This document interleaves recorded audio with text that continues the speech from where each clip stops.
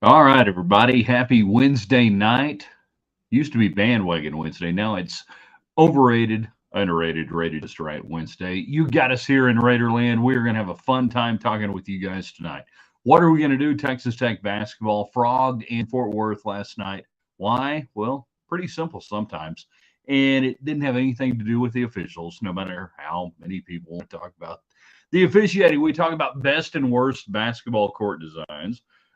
We got people fired up yesterday, last night, when we said the TCU court is an abomination. It should be stopped by legislation and it must go away. I stand by that.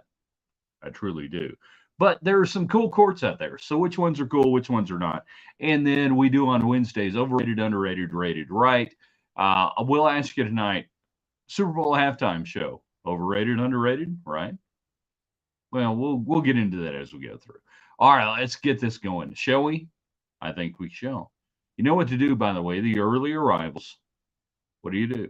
You let us know the audio is good, the video is good. Share it, give us thumbs up. In three, in two. Good evening, West Texans, all you good, fine, friendly folks out there who wish you were. I'm Ryan Hyatt. TheRaiderland.com is where you start the day. Indeed, Craig, the talking box is on, and we're talking tonight, and we're glad to have you guys around. Now, you can get on the United Supermarkets text line. Just hit us if you're watching on YouTube live, Twitter live. Just hit us in the comment section. We'll get that. We'll pick it up. But that's thanks to the good people at United Supermarkets. I mean, they care about Texas Tech. They care about West Texas, unlike some places. Also brought to you tonight by Domino's Pizza, Domino's.com. Make mine thin crust double pepperoni. Now they've got the pan pizza thing coming back. Yeah. That's like if you're my age, that's like an 80s throwback thing that I didn't realize for how many young people that's like a new thing, the whole pan pizza. But that was like an 80s deal for me. I'm still a thin crust guy primarily. There are some pizzas I enjoy a Brooklyn style, maybe a hand tossed. Although, how do you know? Well, never mind. But Domino'sPizza.com, get the app, save so much money, and they are great, great sponsors of what we do here in Raiderland.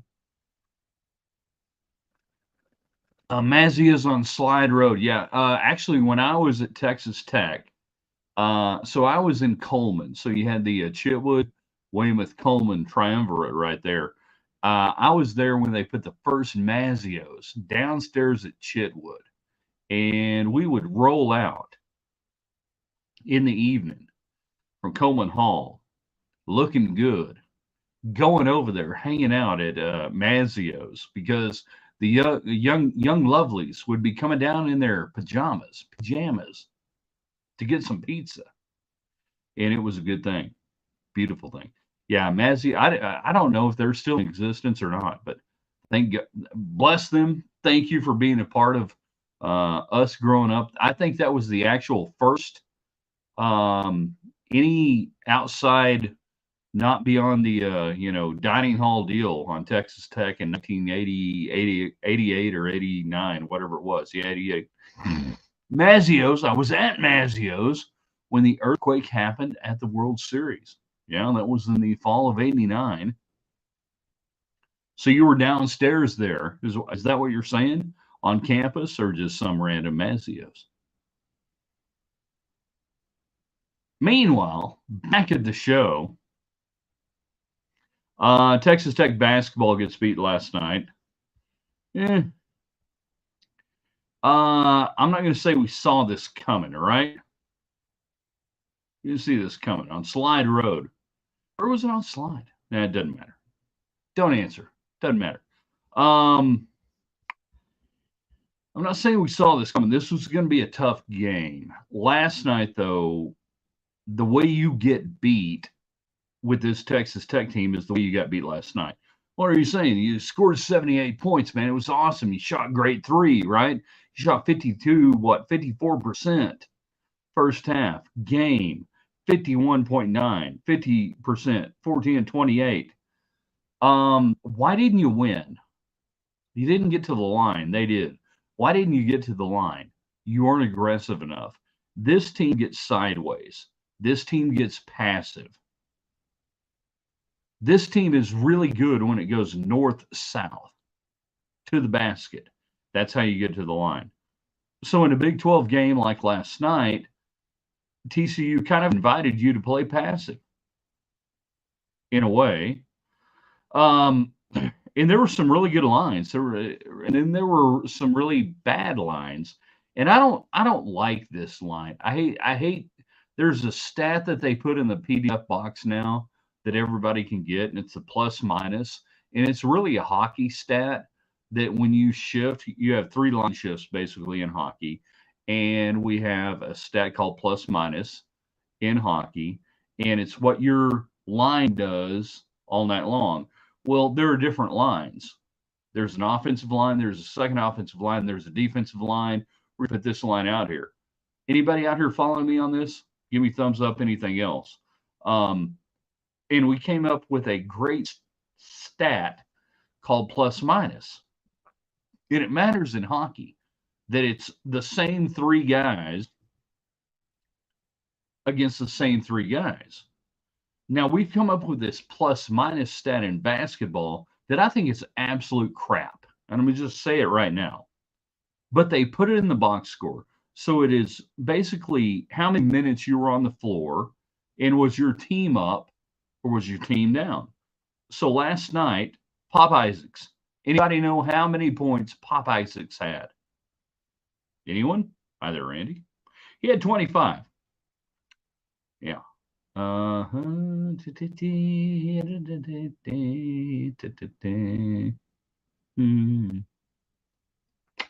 His plus minus stat, 25 points scored. What was the minutes played? Where are we going? Yeah. He was -7. No. Yeah, -7 plus minus. Now, do you really think he was a detriment to the team last night? No, I don't think he was. Chance McMillan, your hero the other day, played 29 minutes and was -12 on the plus minus stat. Well, yeah, obviously he sucked. No, he had 19 points. Now we get into the idea of, well, did they play defense and everything else? The point I'm getting here is that this is a useless stat that they have imported from hockey to basketball, and people look at it and they go, well, he had a good game, he had a bad game. There was only one player, I think, on the night. Okay, here you go. Here you go. Here's how you can have a plus minus stat that is on the plus side, and it looks good. That's Joe Toussaint. And he probably had one of his worst games as a Red Raider last night. 1 of 3, 8 turnovers. No. Yeah, 8 turnovers, 9 assists. But he was +4. The only player for Tech last night to be in a plus minus situation on that stat. Joe Toussaint, he probably had the worst game he's played. So we discuss this because I want you guys to be smart. I want you guys to be better basketball fans. I want you guys to look at this stuff and go, okay, so what does all that mean? Now, what are we getting at? So what I'm getting at is that was a Big 12 basketball game last night. Tech did a lot of great things. They shot it pretty good. They ran some offense. They didn't play great defense. You give up that many points, you give up 85. That's not great. But hold on, you're saying they got to the line. Well, yeah, you fouled them. Well, why didn't we get to shoot free throws? You weren't aggressive. This team has to be more aggressive. They've got to get to the paint. They've got to get points in the paint. When they don't do that, they're not a good team. Now, you don't have to always score. You got to get in there. Invite the basketball. You've got to do it. To quote Don Haskins, says Chris, it's the Big 12. Yeah. So we looked at that last night. We go, well, obviously it's a crushing thing. It's horrible to lose to TCU. No. If you had won or lost, you would have been pretty much where you are on the RPI. And we use RPI as a broad. We know the RPI doesn't exist. Ken Palm, everything else, what you want to do. But hoopshd.com, negligible on the impact. You're still right there on a 4-5 line. This team is so much farther ahead than any Texas Tech basketball team. Big 12, and Chris Beard coached over the last 6-7 years, including the national championship appearance team. Much farther ahead. So don't freak out. Don't panic. But remember that this team is better when they attack the basket. They get the ball entered into Washington. What's crushing and horrible was my headache after having to watch the game on the court. Hello, hi there. Let's talk about best and worst basketball courts. The court at TCU is horrible. The Schollmeyer Center opened up about, 8 years ago. Try and think which year. So for 2 years, they played in a high school gym, and then they finally transitioned out of Daniel Meyer, which, by the way, Daniel Meyer Coliseum, where they used to play at, was built almost exactly identically like the Lubbock Municipal Coliseum. They had the fountains, the water fountains on the same place down there on the deal, but doesn't matter. So they opened up Schollmeyer Center in maybe 15. I can't remember whether I called 2 games down there or 1. And the first time I'm down there, I'm like, this court is horrible. It's a reprobate court. And I had a headache by the time I was done. Also, they put the visiting radio down on the opposite side of the bench with fans in between, and you're so far down you can't see a damn thing. So if Haxton or anybody else you listen to doing games down there, they're acting like they can't see. They can't see half the time what's going on. Doesn't matter. But the court is supposedly lizard skin. It's awful. It's horrible. It's brutal. It's a 100% awful court. There's got to be some sort of court resolution that must be created to stop things like this. It's worse in person. I mean, you get a headache from it. Yeah, but that's what they do, man. That's what they do down there.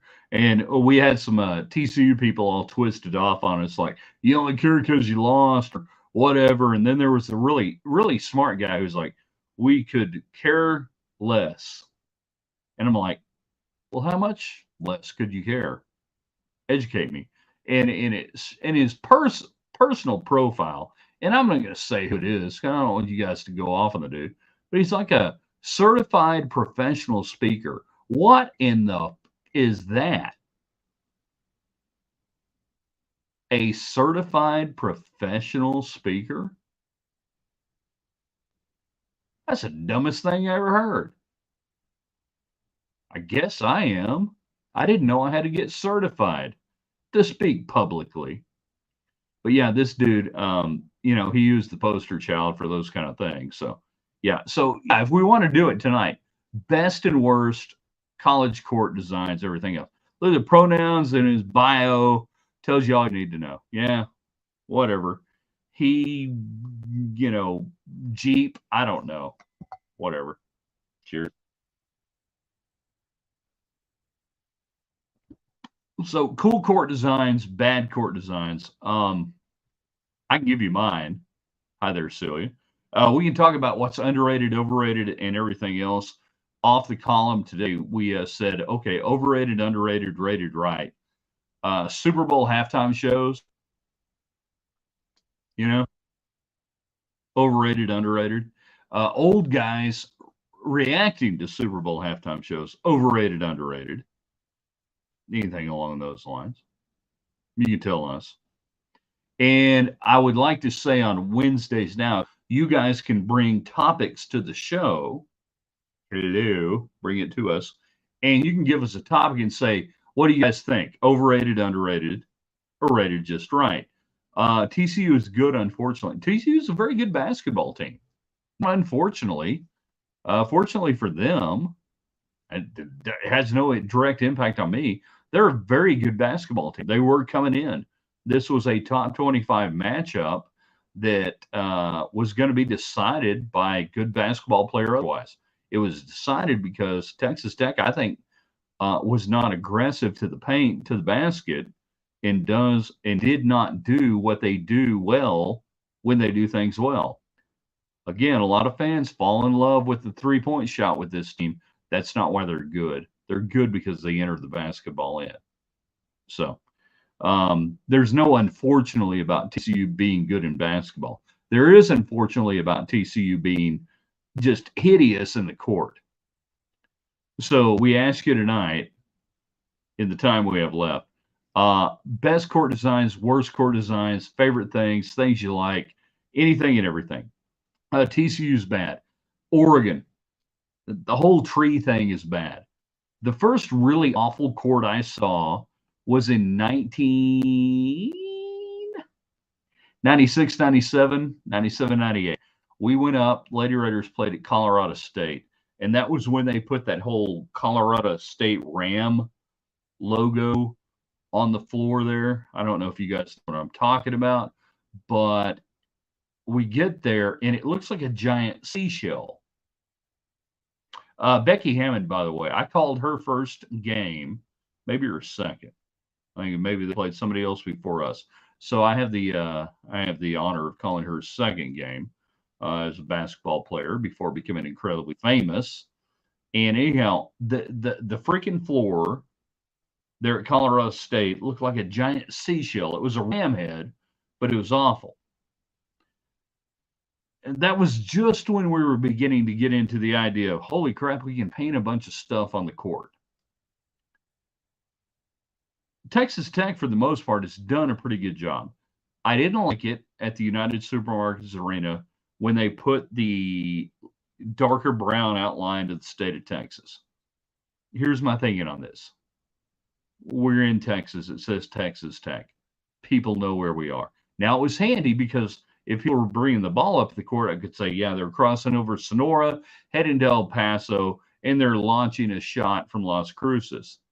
But I didn't like the whole thing on. I wanted either the double T at midcourt, nothing else, or the old Mask Rider double T, which we obviously lost years ago at the Coliseum. You know, for the most part, Tech's courts have been pretty basic. United Supermarkets Arena would be perfect if they really had the double T. Yeah. Now, again, I would do the double T with the Mask Rider. What's the point of the logo? Right? What's the point of the logo? The logo is, it's marketing, it's branding. Burn the gray. Thank you. See, I bring it up. People were going to say I was going to bring up the gray uniforms and say that's why they lost. Thank you. I didn't bring it up. Never, ever wear gray again. Thank you. Thank you, Damon. Horrible. Don't do it. But the idea of the logo, the court, why would you put stuff on the court? You want people to know when they see it, that's you. Now, the double T itself is enough, in my opinion. The real double T, which looks better on TV, which looks better flat than it does with the beveled deal. No, it's not one of the colors. It's what happens when the managers fuck up the laundry and then the coaches go, what the hell did you do? It's not a color. Never has been, ever. Silver, on the other hand, helmets, 50s, different deal. Gray jersey, bled in the hideous floor, agreed.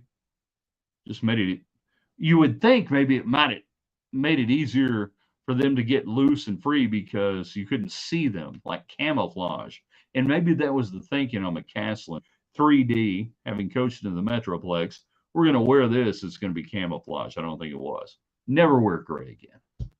But the logo for Texas Tech at midcourt, if you had the flat double T with the Mask Rider logo, a very 70s, 80s deal, ain't going to be confused with anything. It's cool retro. Fans love it. Kids, I don't give a damn whether Tech fans in the age of 18 to 24 like it or not. You'll love it. Don't care. You ain't paying your way anyways. So we can go back to that. So now we can talk about the bad floors. Are there any courts that you guys really like? Do you think, look, hopefully Adidas never introduces a gray uni. They'll do whatever. Are there cool courts around that you look at and you go, yeah, man, that's not bad. I'm old school. I like a cleaner, tighter floor with not a lot of stuff going on. But the reaction we got when I put that on Twitter last night, saying the TCU floor should be a bonnet. I mean, it was amazing. Everybody was like, yeah. Okay, so what do you like? What looks cool? What are the good courts that you like? Again, Tech's not bad right now. It could be better. It's not bad. Longhorn Court is a good look. Nah, it's got the it's got too much on the horn logo on me. I'm gonna go with that one on that. It's got too much. It actually has too much at midcourt, in my opinion. In my opinion. Again, simple to me is better. You know, I would dig just, you know, the old style court. You have a really tight center circle, you know, as much as you can get away with. When we were looking in the late 80s, early 90s at United Supermarkets Arena, building that. Assembly Hall, good court. Agree. There was a lot of talk, you know, about what a new court could look like. So we were kicking around ideas in the early 90s, and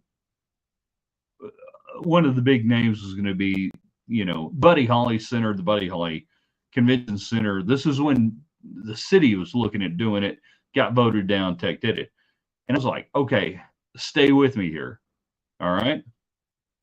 I think the wagon wheel that OU has in the free throw arena is unique. It is unique, and it's really not bad. It's not overly, what's the word I'm looking for? It's subtle, and it's OU, and I appreciate that it's got a link. It's not some sort of weird thing, but again, it's not oppressive to the eyes.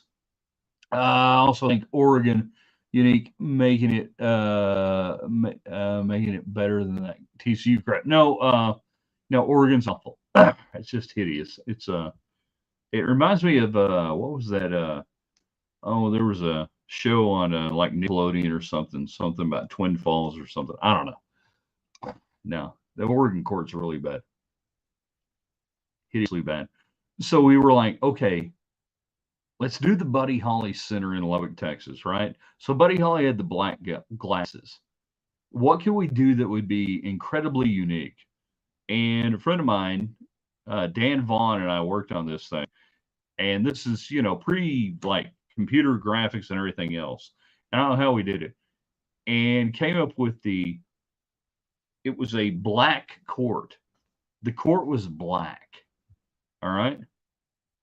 The logo on the sides, like where you see, you know, the conference logo, were the glasses, the Buddy Holly glasses, outlined in white and silver, and everything around the court was in white, silver, and red.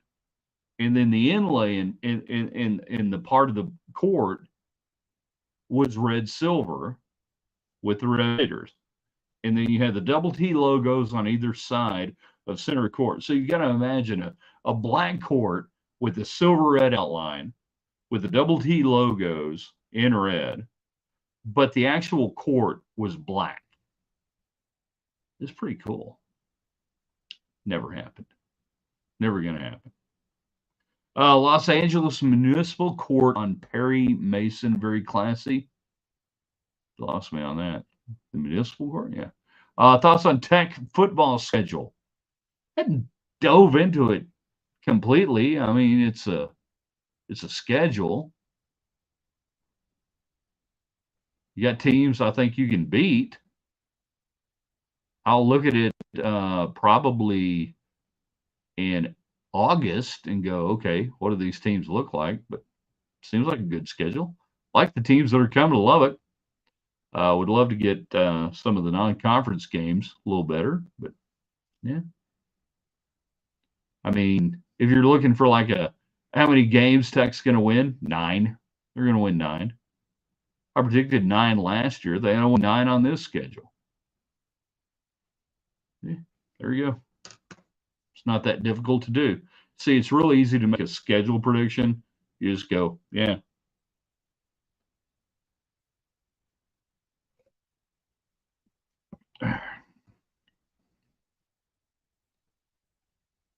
Nobody was going to be happy with their schedule this year. I shouldn't say that.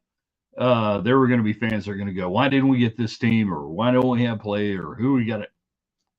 I kind of like the idea. You got people like Cincinnati, everything else. And you finish with West Virginia for the Battle of John Denver's everlasting soul.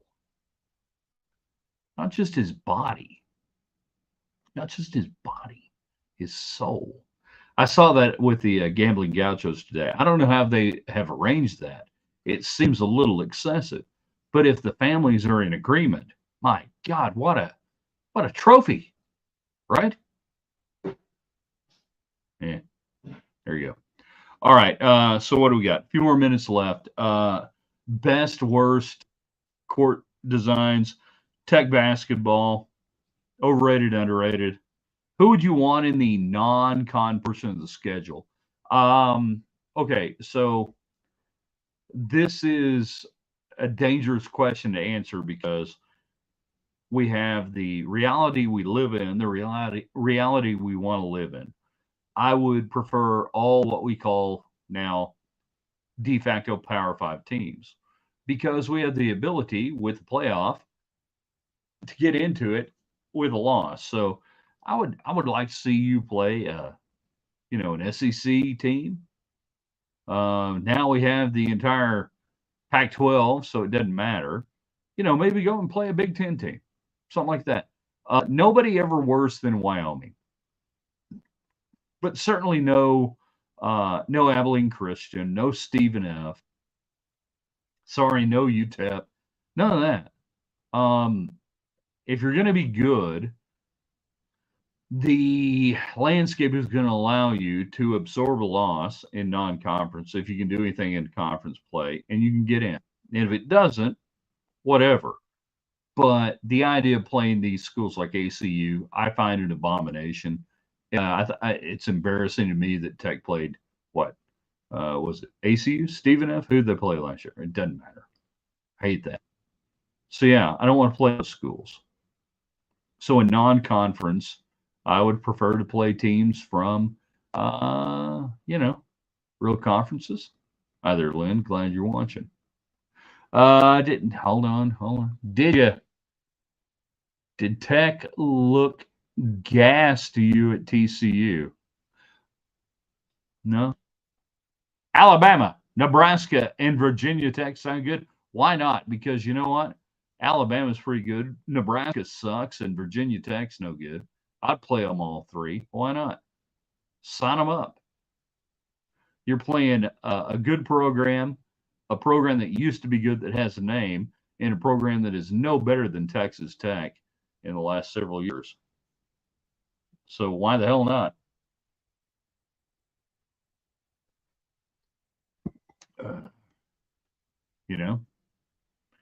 So non-conference scheduling to me, I think it's going to take care of itself over the next few years.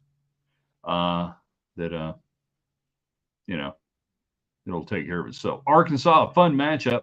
Well, they need to get better, but if they can get better, it didn't kill you. It'd be worth playing in Arkansas. I mean, the problem with Arkansas is they've got so many old Southwest Conference teams that it makes sense to play from not a rivalry standpoint, or old rivalry. No, just, geographic, whatever. Arkansas was never a rival with Texas Tech. Either way, just the team you played. Sometimes you got your ass kicked. Every now and then you beat them.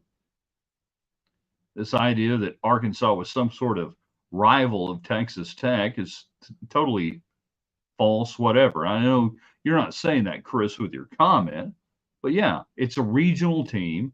It's a team that's a legitimate football program. So if you're going to play Arkansas over ACU, sign me up every day. Playing the Porkers is always a trip down nostalgia. Woo Pig Suey. Is it really that big? Why is it that big a trip down nostalgia? And I'm not picking on you, David, but what exactly about it? Because Texas Tech and Arkansas played exactly one game that probably mattered in the history of Tech and Arkansas in the Southwest Conference. They probably played exactly one game that had an impact on anything collegiate football related. And I'll give David $1 if he knows what I'm talking about.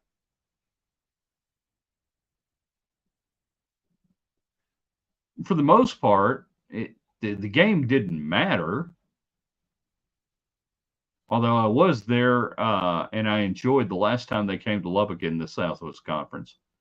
I stole a football thanks to my Saddle Tramp friends. Hogs dominated Tech and football series. A lot more lopsided than Tech. Yeah, probably so. No, the only one was 66 that really mattered, and Tech sucked. And Tech upset Arkansas. It was called the upset of the decade by Sports Illustrated. Now, if you are involved in the upset of the decade, on the other side, yeah, that tells you how it was. It was against Tech, highly ranked Arkansas, 66. There you go, get $1. But for the most part, the games Tech and Arkansas played did not matter. They had no impact. In 76, 77, 89, even, that game didn't matter on the impact total. So the idea that some Tech fans have this fanciful relationship, I don't care. Got nothing for it. Guy Griffiths. Anybody remember Guy? Yeah. Anyways, here's to you, Guy. All right, we're gonna shut it down. That was pretty good tonight. You guys did not bad. You guys were not bad. Hold on. Robert Delgado on the text line. I'm sorry, I just flipped over. I like the floor at the Dean Dome. North Carolina does have a good floor. I apologize. Paul, TCU got very hot from the 3-point line. That really kept them in the game. Yeah, that does come in handy. I apologize. I did not flip over and see that text message when we could have. Green, white, checkered. Thank you, Damon. It's about time you got in there. People in plastic pig hats are entertaining. I love it. I got nothing against really, truly the Arkansas people. I enjoy it. And then when the Big 12 started, the Arkansas version of them were the Iowa State fans in basketball who, much like Arkansas football fans, seemingly had no jobs, no reason to be anywhere other than driving an RV around and go wherever you want to go and be crazy. I thought the Iowa State basketball people and the Arkansas football people were the same thing. But yeah, put on a plastic pig hat, say woo pig suey, get after it. I never had nothing against my Arkansas people. I truly didn't. ESPN play-by-play guy seemed to like the hypno-court idea. Join the movement. I don't think he did. I think he probably does, I don't know, mushrooms, something like that. Some sort of psychedelic drug that if you're working for ESPN, you're probably, I don't know, addled out of your mind and gored. So I appreciate the fact that you did come up with the hypno-toad court. It's great. But I really don't think you should try to draw the drug users, drug abusers at ESPN to this. You'll probably get fired.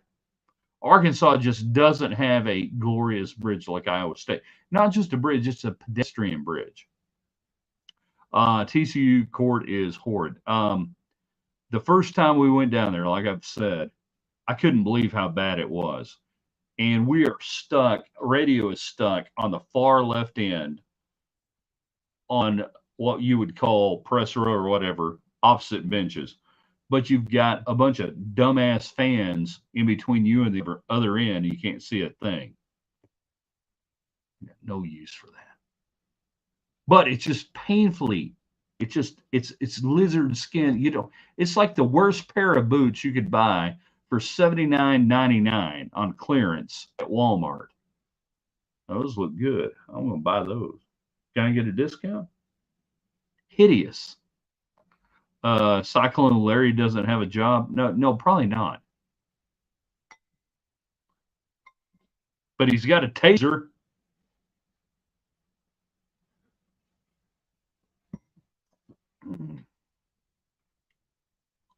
He does have a taser. All right. Arkansas doesn't have a glorious bridge like Iowa State. Yeah. I've always liked the Arizona court design. Really, it is clean. And I did a game there a few years ago, and it looks even better in person. That's an interesting arena. I thought it was a lot bigger. Just you see it on TV and everything, the McKell Center, and you get in there, and it's not as big as you thought. It's not bad, but it's a really good. I like the little cacti and everything. It's good, clean courts. We like clean courts in Raiderland. Can we say that tonight? We like clean courts, and I will not lie. Well, Barry's here. I gotta get out of here. What are we doing here? How late are we gonna go? Okay. Yeah. Again, that's a classic. You know, we don't need anything on the court. It's Poly Pavilion.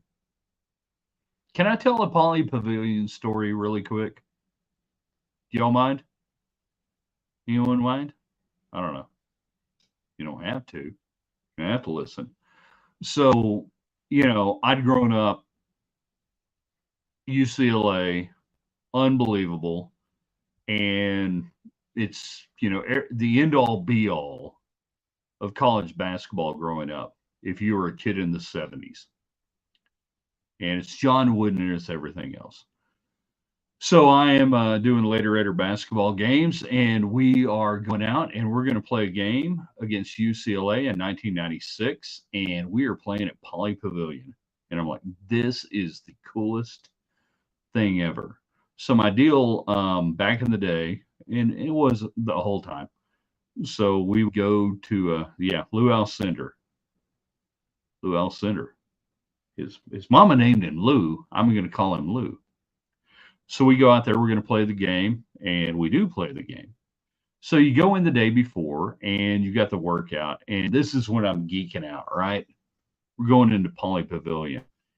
And you get there, and it's really an unassuming building. And it's really dated. And this is 1996, right? And we had the 84 Olympics there. Do you guys know what they hosted? What did Poly Pavilion host? Which event? Can you give me this, Donald, David, anyone? What event did Poly Pavilion host? Not basketball, the 84 Olympics. But what did they what famous moment happened at Poly Pavilion in the 84 Olympics?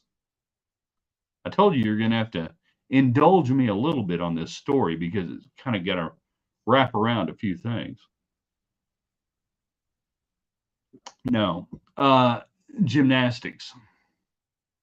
Thank you. Chris gets there. Mary Lou Retton. The whole thing.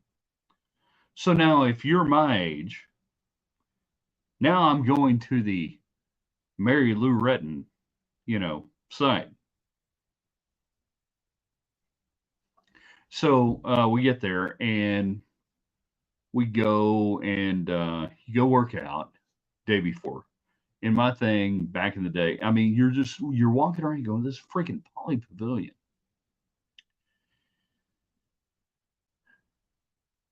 There is really, yeah, I know. It's awful. So we come in, and one of the things that is really cool about Poly Pavilion that and I guess it's still that way. It's really weird.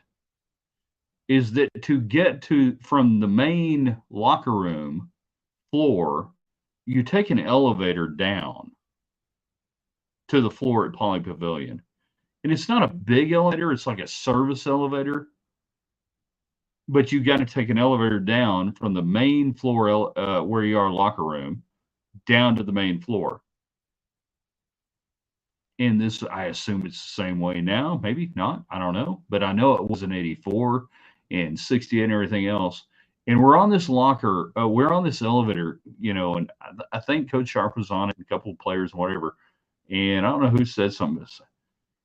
And maybe it was Coach Weiss, Lyndon Weiss. So can you imagine the number of great players that have come down this elevator, down to the floor? I mean, it was really a cool moment. So you get down there, and you come down, you get on the floor. So now it's the day before. It's not a shoot around, it's a workout. We had a shoot around the next day. So one of the cool things that we would do is the team would do 3-point knockout, which is a 3-point shooting game at the end of practice. And then people would do like their fun half court shots and everything else. So my thing over the years, as I did Lady Raider basketball, was I would make a 3-point shot every gym we went to, from Thomas and Mack Center to Cameron Indoor, you name it. All the great gyms we were in, everything else around the country. The coolest one for me was Poly Pavilion. That while they were down on one end, dumb radio announcer went over there, basketball, there you go. Hey, I wasn't completely dead back then. I could actually make a shot here and there, and just knock down a 3, and I'm like, there you go. I made a 3-point shot in Poly Pavilion. And then the next night came out, Schmicker dropped about 21. I think the Lady Raiders won. It was a pretty good day. But yeah, so whoever got us talking about Poly Pavilion and the basic UCLA with the stars around the midcourt and everything else, yeah, one of the coolest places ever. And there you go. That's one of my favorite stories about what I used to do. Would be to go into different gyms all around the country, knock down a 3, watch Alicia Walker, the pride of Brock, Texas, knock down a mid-court shot at about 98% of the places we'd go, and just have those moments that, no, I sucked as a basketball player. I sucked as a basketball player. But because of what I got to do, with the Lady Raiders, that I can sit there and say, I've probably made more 3-pointers in more awesome arenas than damn near anybody else, my age. So thank you, Coach Sharp and the Lady Raiders, for doing that. Locker rooms are on a mezzanine level. Well, yeah, they were up yeah, it would have been a mezzanine coming in on that, David. Probably in the locker rooms. They might have changed it. Now, I don't know if E is still watching. She might be still watching. I can't remember exactly where the locker was. And there you go. All right, green white checker, huge, long. Sorry, you guys suckered me into it, but you got a free story out of it. So we'll call it a night. Got to end the stream here. Oh, you're still there. She's still there. Lady Ray.